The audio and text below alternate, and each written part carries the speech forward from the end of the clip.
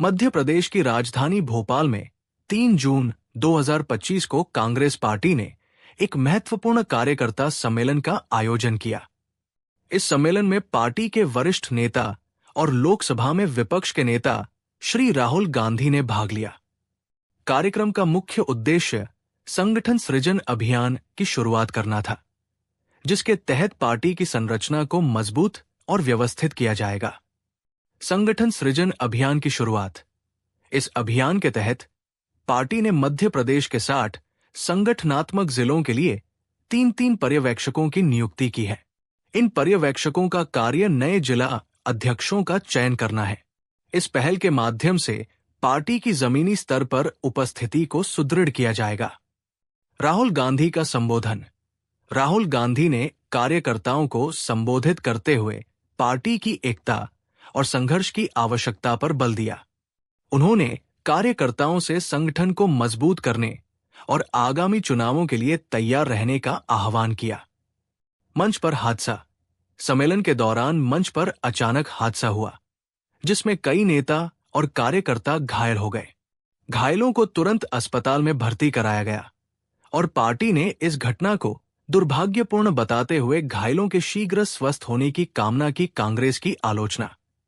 कांग्रेस नेता राहुल गांधी के लंगड़ा घोड़ा वाले बयान पर विशेष रूप से विकलांगता अधिकार समूह ने आपत्ति जताई है। उनका कहना है कि ये शब्द विकलांग व्यक्तियों के प्रति असंवेदनशीलता को दर्शाता है। इस पर पार्टी ने खेद व्यक्त किया है और भविष्य में ऐसे शब्दों के प्रयोग से बचने का आश्वासन दिया है। किसान कांग्रेस का प्रदर्शन। सम्मेलन के बाद किसान कांग्रेस ने राज्य सरकार की किसान विरोधी नीतियों के खिलाफ प्रदर्शन किया। इस दौरान मंच गिरने से कई नेता घायल हो गए, लेकिन प्रदर्शनकारी अपनी मांगों को लेकर दृढ़ रहे। भोपाल में आयोजित ये सम्मेलन कांग्रेस पार्टी के लिए संगठनात्मक दृष्टिकोण से महत्वपूर्ण था, जहां एक ओर पार्टी ने अपने संगठन को मजबूत करने की दिशा में कदम बढ़ाया, वहीं दूसरी ओर कुछ घटनाएं और विवाद भी सामने आए।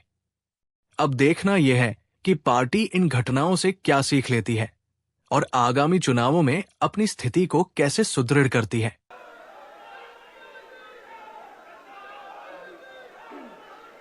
केसी वेणुगोपाल जी, हरीश चौधरी जी, जीतू पटवारी जी, उमंग सिंघार जी, मध्य प्रदेश के सीनियर नेता,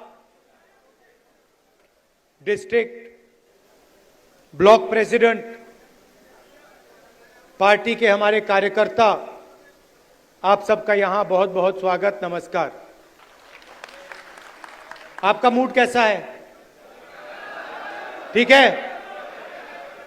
तो आज मैं आपको 2-3 चीजें कहना चाहता हूं। सबसे पहले, विचारधारा की लड़ाई चल रही है। एक तरफ कांग्रेस पार्टी है, हमारा कॉन्स्टिट्यूशन है,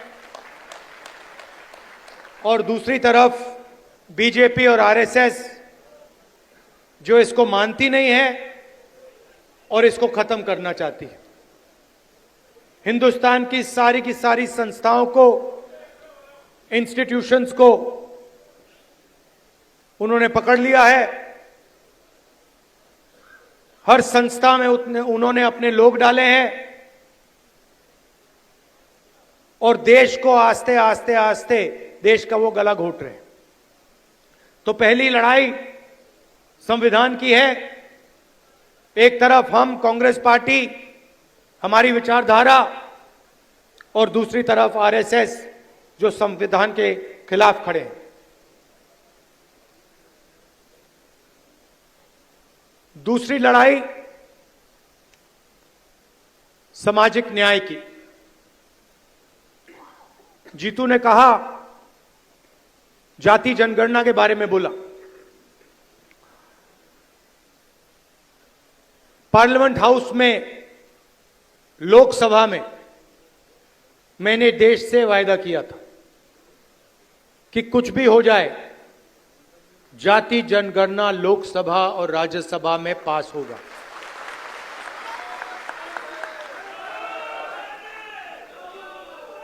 ये बीजेपी आरएसएस वालों को अब मैं अच्छी तरह जानता हूं। इन पर थोड़ा सा दबाव डालो, थोड़ा सा धक्का मारो, डर के भाग जाते हैं ये लोग।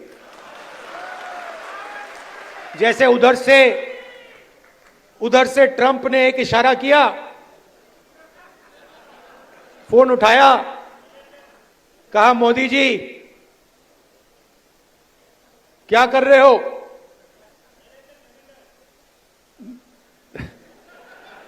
नरेंद्र सरेंडर, और जी हजूर करके नरेंद्र मोदी जी ने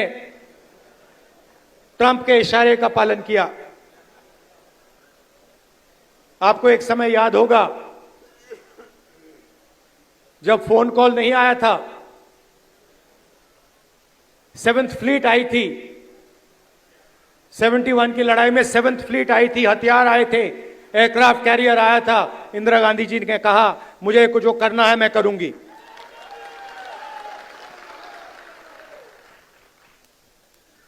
ये फर्क है, इनका कैरेक्टर है। ये सारे के सारे ऐसे हैं। आजादी के समय से सरेंडर वाली चिट्ठी लिखने की आदत है। 1 सेकंड में थोड़ा सा दबाव पड़े, भैया ये लो। हाँ, तो ये इनका कैरेक्टर है। कांग्रेस पार्टी सरेंडर नहीं होती है। गांधी जी, जवाहरलाल नेहरू, सरदार पटेल, ये सरेंडर वाले लोग नहीं हैं। ये सुपर पावर से लड़ने वाले लोग हैं।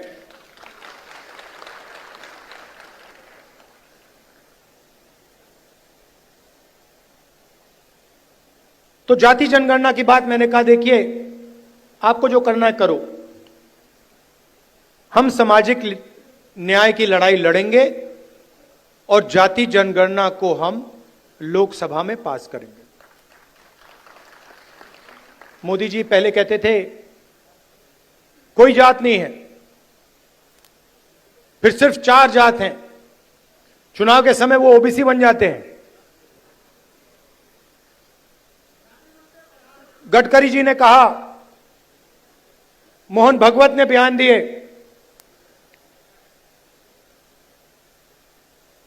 थोड़ा सा दबाव पड़ा, एकदम सरेंडर हो गए। मगर मैं इनको जानता हूं।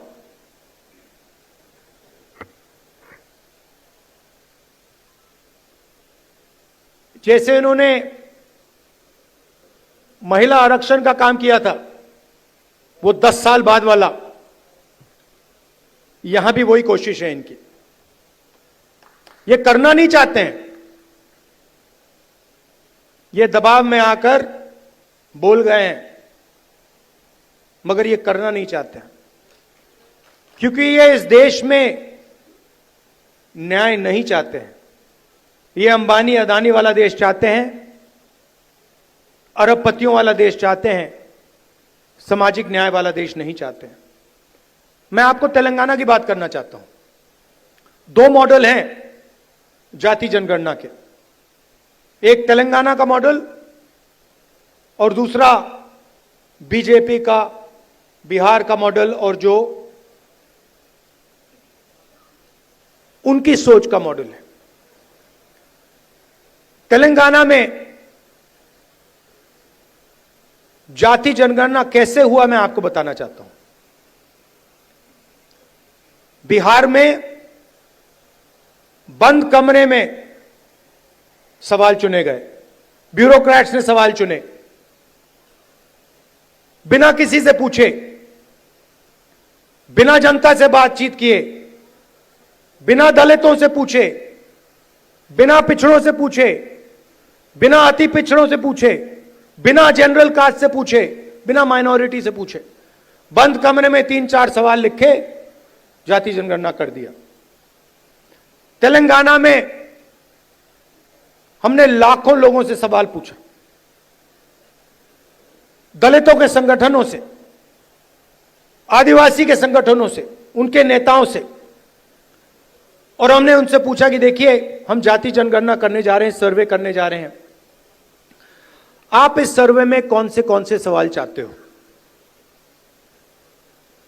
3.5 लाख लोगों ने हमारी प्रोसेस में एक साथ मिलकर सवाल निकाले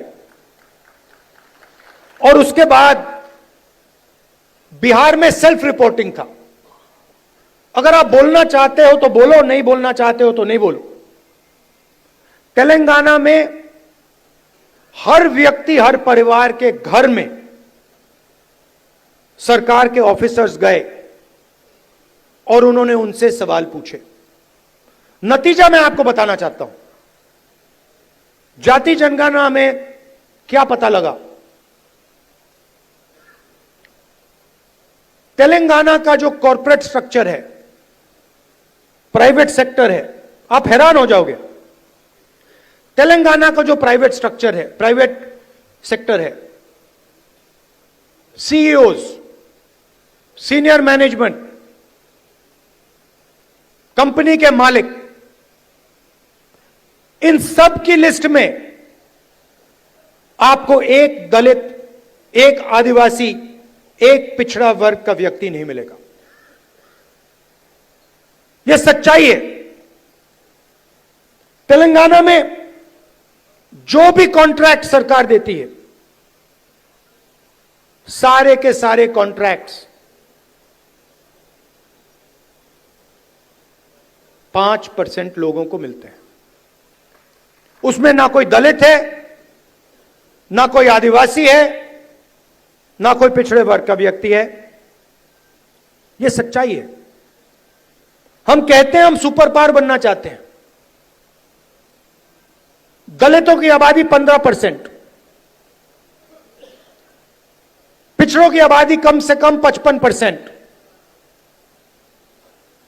आदिवासियों की आबादी 9%, माइनॉरिटीज 15%,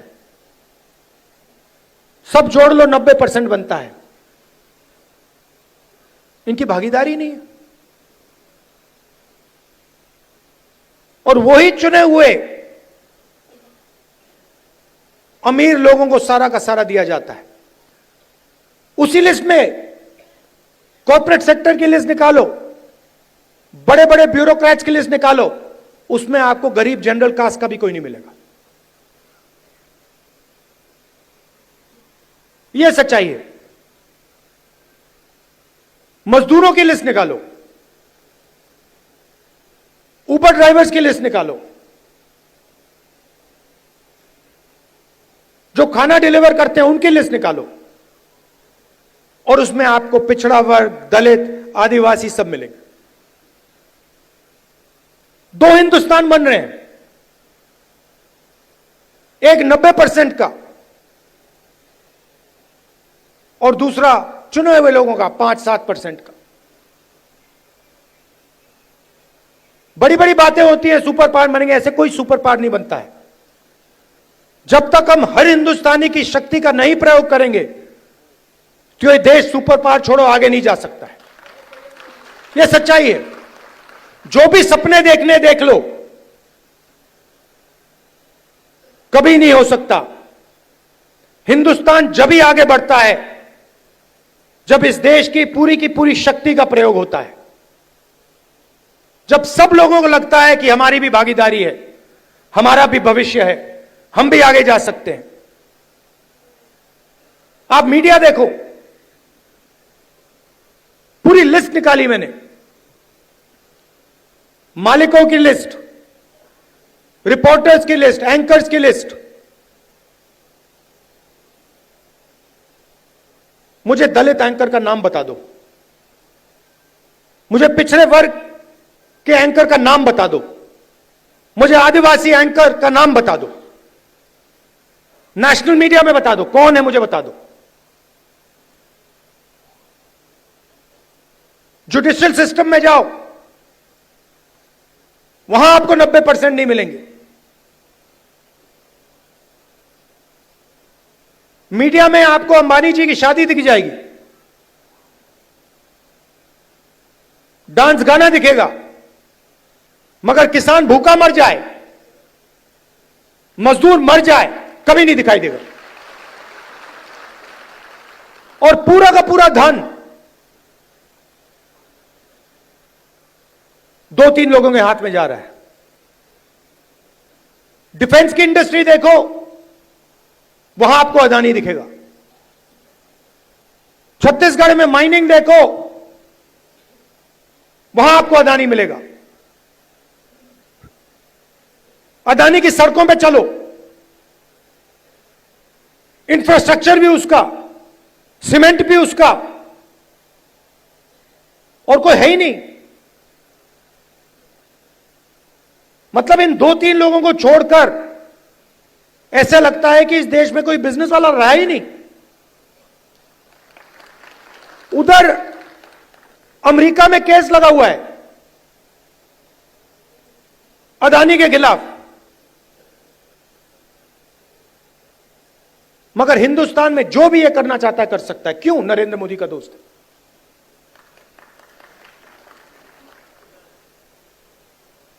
तो हो क्या रहा है?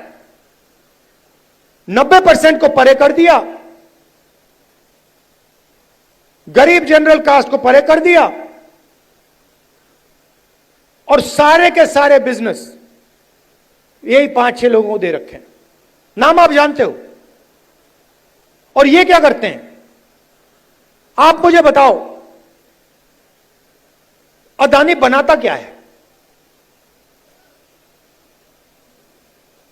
अदानी पूरा का पूरा चाइना का माल हिंदुस्तान में बेचता है।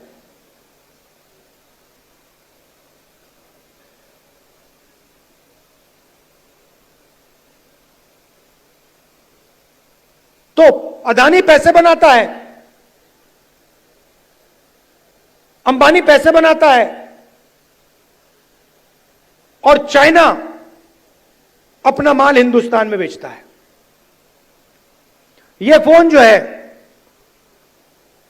यह अदानी अंबानी जैसे लोग बेचते हैं हिंदुस्तान में, मगर इस फोन से चाइना के युवा को रोजगार मिलता है, हिंदुस्तान के युवा को रोजगार नहीं मिलता है। वो सब कुछ बनाते हैं, शर्ट, पैंट,